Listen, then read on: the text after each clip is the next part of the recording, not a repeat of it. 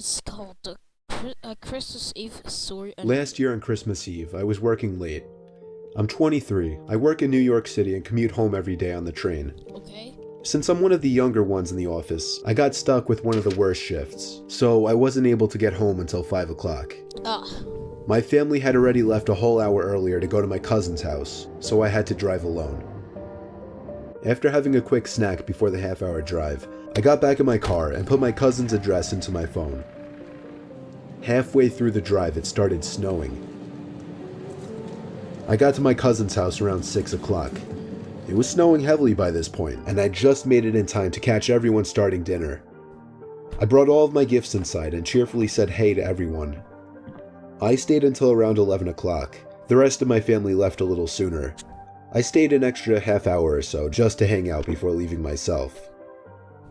By the time I was leaving, the ground had accumulated at least 2 feet of snow, and it wasn't even done snowing. The drive home was nightmarish. The roads were hardly even plowed, and I had to drive under 20 miles per hour on most roads. The roads were completely dead at this point though, most likely because everyone was smart enough to go home before the snow accumulated.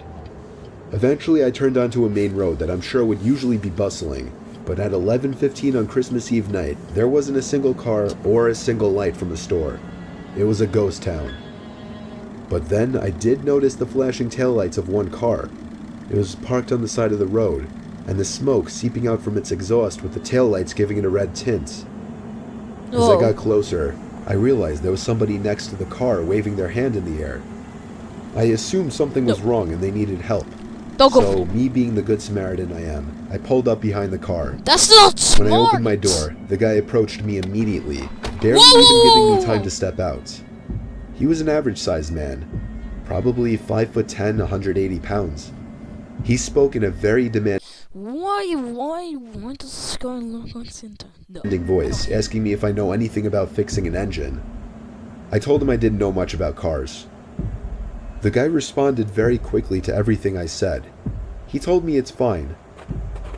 He went inside of his car for a second, popped open his trunk, came back out, and told me to just wait by the trunk for a second. No, don't trust this guy, I had please. no idea what he wanted me to do. Yes, I was really confused. He walked over to the front of his car, and I heard him open the hood. I couldn't see anything he was doing since the trunk was blocking my view, and the loud wind of the snowstorm overpowered any small noises he might have been making. No, I don't trust I put my hand on the back of the car and leaned my body in anticipation, when suddenly I heard 3 or 4 quick and aggressive footsteps in the snow behind me before I was pushed into the trunk. Oh my gosh, I knew it! I knew it! I knew it! Don't go in front of the trunk. I knew it. Closed the trunk on me, but I kicked my feet up in resistance and held it up. Yes. I was able to overpower him and kick the trunk open completely. As I took advantage of the few seconds I had to get out of the trunk, I took out my keys. He tried to grab me now, and I dug my house key right into his neck. He fell to his knees, and his scream echoed down the deserted street. I was in my car and halfway down the road before he could even get up from his knees. You think this is not true? A little further down, I called 911 and reported the guy. I came back in 10 minutes to find blue and red lights illuminating the windows of the deserted stores. The police held him until the ambulance arrived for him. I watched the whole thing, and nothing ever felt better in my life. I got home safely half an hour later and told my family everything. I was still very shaken that Christmas, and this remains possibly the most horrific thing I've ever experienced. No way, that was lit. Alright, this next one is called 2 Disturbing Horror Stories. Let's go.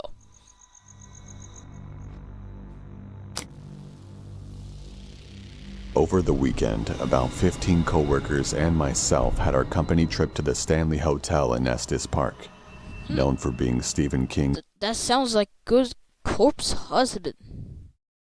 Hold on, what's that? Hold on. Over the weekend, okay. Is that the guy? That's the guy from the Snapchat stories. That was the main character. About 15 coworkers and myself had our company trip to the Stanley Hotel in Estes Park, known for being Stephen King's inspiration for The Shining. We took an 8 p.m. ghost tour where we joined about 15 other people to get guided around the property and told stories about its history and creepy things that are said to have happened. We were told to take a lot of pictures, I'm sure to try and capture orbs or ghosts. Many green orbs were caught in pictures, but I don't think anything is as creepy as this photo taken by my coworker. A little girl in a hot pink dress who was definitely not on our tour. And apparently, years ago, a young girl who was 12 to 13 by the name of Lucy was squatting in the basement of the concert hall, which is where this photo was taken. The And ghost she of was Lucy. discovered upon plans to begin some construction. She was forced to leave, and the night got below freezing. So she froze to death. Oh. Everyone on my tour has vouched that this girl was not on our tour. I mean, who wouldn't remember someone wearing hot pink? The man pictured is our tour guide. Who wouldn't remember someone wearing hot pink? Hold on. It's not on our tour. That guy this guy has small. How Lamar's I mean, characters? who wouldn't remember small someone ears. wearing hot pink? The man pictured is our tour guide. No one would have been in front of him. I am convinced that this is the ghost of Lucy. Just one more added note, though I doubt anyone would believe me. But there was only one time throughout the tour where I felt any strange energy or feeling. And it was right there, headed down to the basement of the concert hall. No. Corpse husband, you have a clue. The Game Grumps. Oh my gosh. What's that? Plain white sauce? Plain white sauce makes your teeth go grey. Don't bug me, Sean. This happened a few weeks ago when I was walking home from school, excited that my freshman year was coming to an end. It was a Tuesday night when I was turning in my last essay for history. I left it to the last minute and the teacher actually made me complete it before I could go home. Bro. I hated my teacher for that. Around 8 p.m., I had finished that goddamn essay and was walking Finally. home. The rain had stopped and there was a beautiful sunset. Suddenly, I noticed something. There was a red 2016 Toyota Camry right behind me. I got goosebumps thinking it was following me. It is following you. I Go didn't away. look back and started walking in my apartment's direction. Yes, go away. I wanted to go to a busy road to feel safer. Just then, the car sped up, stopping right next to me. Oh my! A middle-aged man asked me where I was headed and suggested to drop me off. Wait, no, that's Sean right there, that's Sean. I said no my God, he's thanks, wearing but your the man corpse wouldn't leave husband and shirt. insisted. And that's Terry. I wanted to tell the man to just off, but I took off running instead. There we go. I heard a loud noise and at the same time felt something I can only describe as a sharp vibration hitting my flesh. Oh, I fell to the ground not knowing what happened. Out of adrenaline, I was about to get up and run again as I felt a heavy arm grab me by the mouth. no. Then the pain set in.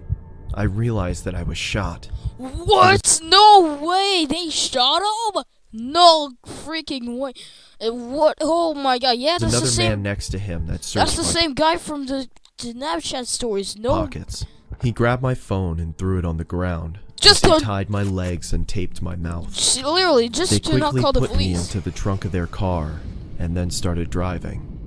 I could feel that we were going very fast, and I'm sure that we hadn't stopped at all for a good 30 minutes. Yep, definitely did not I stop. was feeling my blood soaking into my shirt, which scared me the most. Yeah, that blood is definitely leaking for your shirt.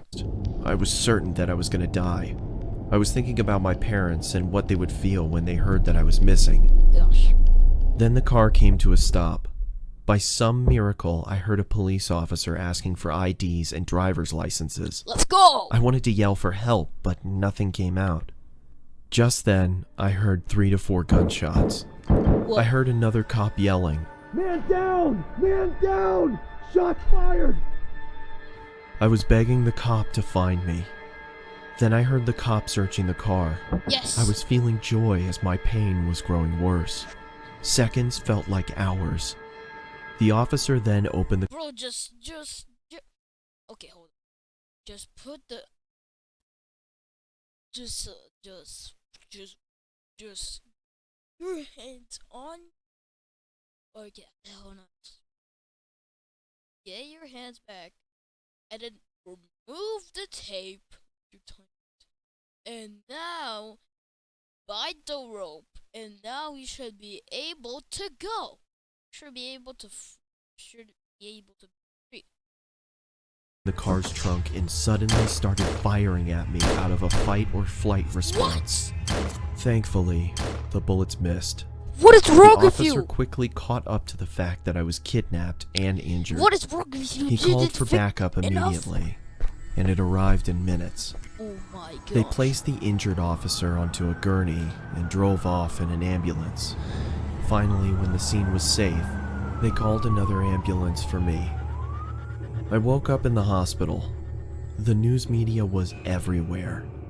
I was fine after a few days, but later learned that the officer that was shot didn't make it. I don't know if those men are still alive or rotting away in a prison for killing an officer.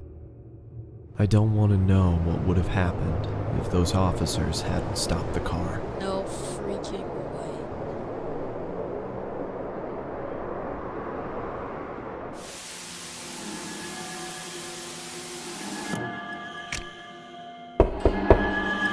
Oh, that must be Infinity right there. Thank you to Quid. Okay, one. No way. That was lit as hell. Alright, see you guys next time. Bye bye.